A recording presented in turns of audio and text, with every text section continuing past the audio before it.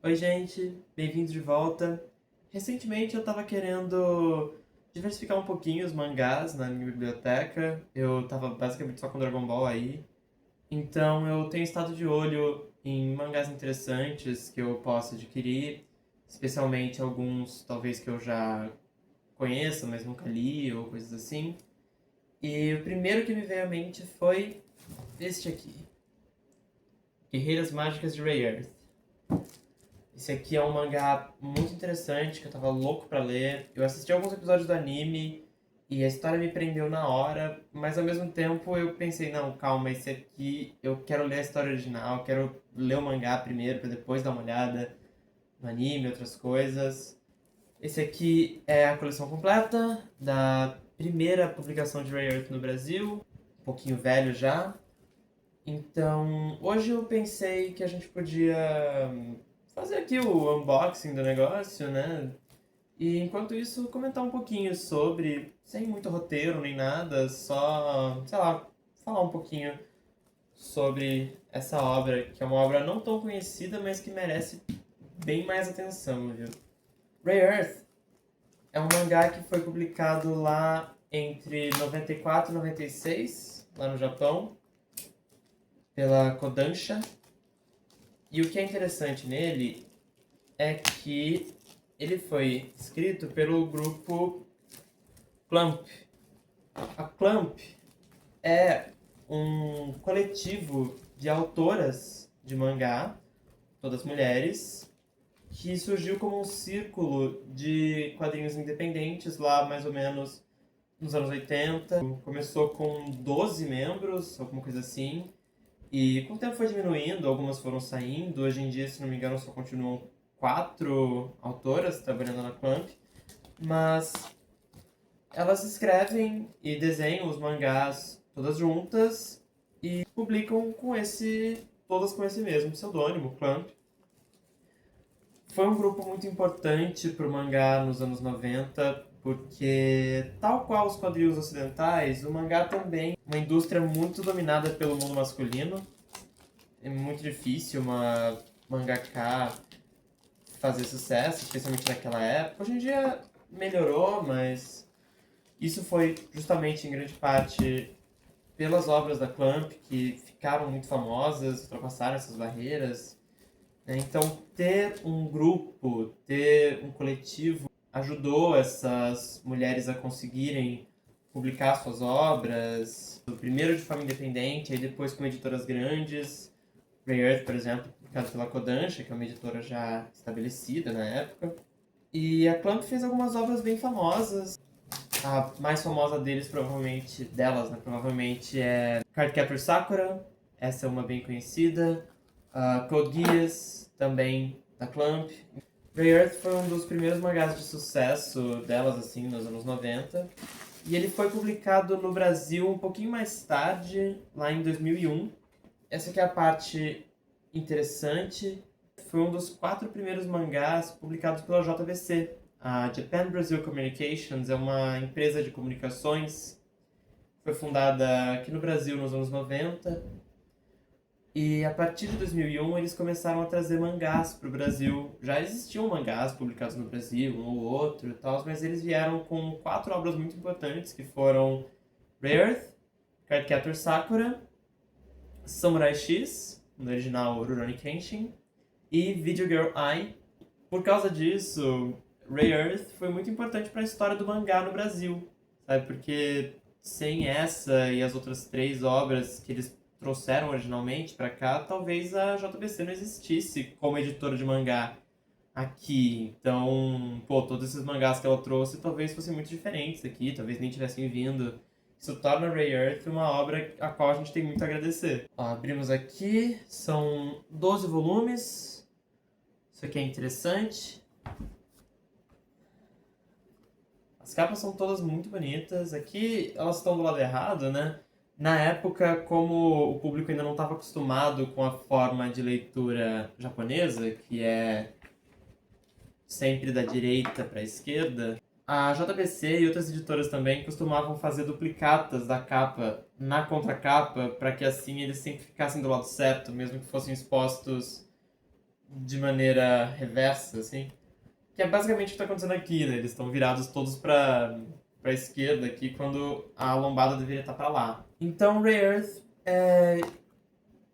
ilustra muito como que era a publicação do mangá na época, como que é hoje em dia. Por exemplo, lá no Japão, Rare Earth foi publicado, compilado em 6 volumes, tankobon. Tankobon é o nome que se dá para volumes de mangá. Então, os 3 primeiros só chamados Rare Earth, e a partir do quarto começa Rare Earth Fase 2, que é o segundo arco de história, que conclui a obra bonitinho, assim. No Brasil, a JBC optou por usar um formato chamado meio tankobon, ou meio tanko, no qual cada volume foi dividido em 2 volumes pequenininhos. Então você pode ver, aqui são 12 volumes bem fininhos, assim, bem livrinho de bolso mesmo. E aí, a partir do volume número 7 começa a fase 2, que tem essas capas horizontais aqui, lindíssimas. E é interessante porque o mangá tem 3 protagonistas, então cada um dos volumes tinha a capa de uma delas, e aqui no Brasil ficam 2 de cada. Então por isso a gente tem algumas artes de capa aqui que são exclusivas, né, de certa forma. Lá em 2013, eu sei que a JBC republicou Rare Earth. E aí, nesse relançamento, eles usaram o formato japonês mesmo. Então, 6 volumes maiores, assim. Eles aproveitaram para lançar com um formato meio Kanzenban, que é o mangá de luxo. Então, é com páginas coloridas, alguns conteúdos extras. A tradução, eu acho, foi refeita. Eu optei pela edição original porque encontrei um lugar que tava vendendo completinho, assim, e querendo ou não, fica bem bonitinho, assim, os 12 volumes.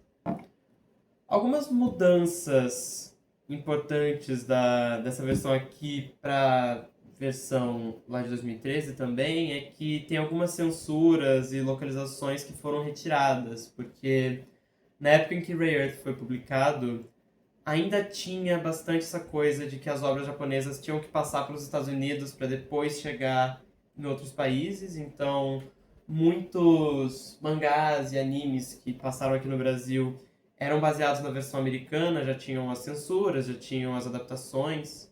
Rare Earth não teve tantas mudanças, mas uma delas que foi importante é o nome das protagonistas. As protagonistas de Rare Earth são essas 3 meninas aqui, que no original se chamam Hikaru, Umi e Fu. São nomes aí elementares, né? Hikaru é luz, Umi mar e Fu é vento. Então são todas referências da natureza ali, faz sentido para um mangá de fantasia. E aí, por causa disso, na versão americana e, portanto, na publicação brasileira original, os nomes foram mudados para Lucy, Marine e Anne. Então, também tentaram fazer referência ali, mas mudaram todos para nomes ocidentais. Inclusive, o anime de Rare Earth chegou a passar no Brasil um pouquinho antes do mangá, talvez, mais ou menos na mesma época.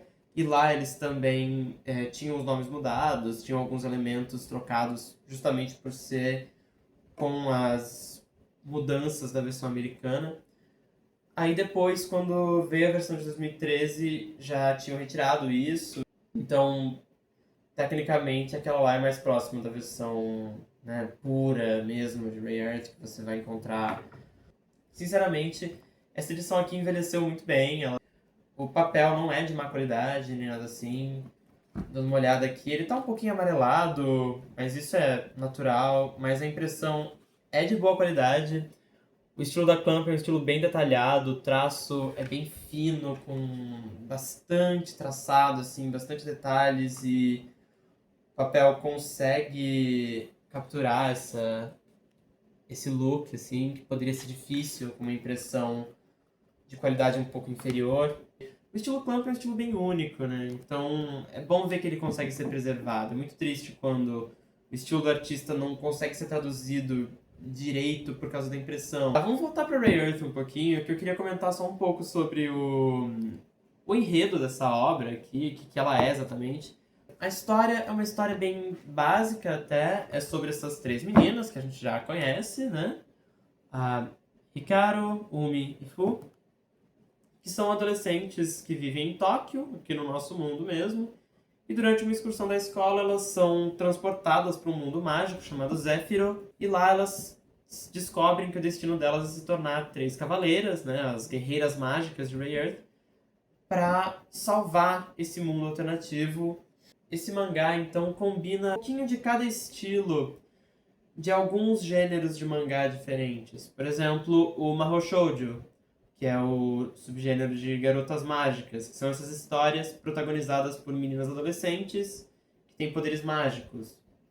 Coisas tipo Sailor Moon, Cardcaptor Sakura, Pretty Rei Earth é principalmente um mangá de garotas mágicas, inclusive feito pelas mesmas criadoras de Cardcaptor Sakura, mas também envolve uma história de Isekai. Isekai significa mundo diferente ou mundo novo, que são essas histórias em que o protagonista é uma pessoa da nossa realidade e vai para outra, seja renascendo naquela realidade, sendo transportado ou de alguma outra forma ele passa a existir num outro mundo que é onde a série se passa.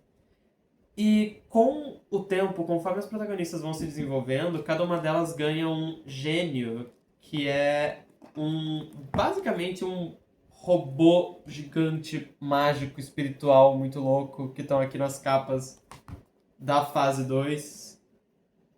E elas controlam esses monstros gigantes, esses robôs e tal. Então é uma história que também puxa alguns elementos do mecha, que são os mangás e animes de robô gigante, que é tipo Evangelion, Gurren Lagann, Gundam, Mazinger Z. Então Rei Earth é uma obra que faz muita essa mistura de vários subgêneros diferentes, pegando um pouquinho de cada coisa e usando para criar uma identidade própria, sabe?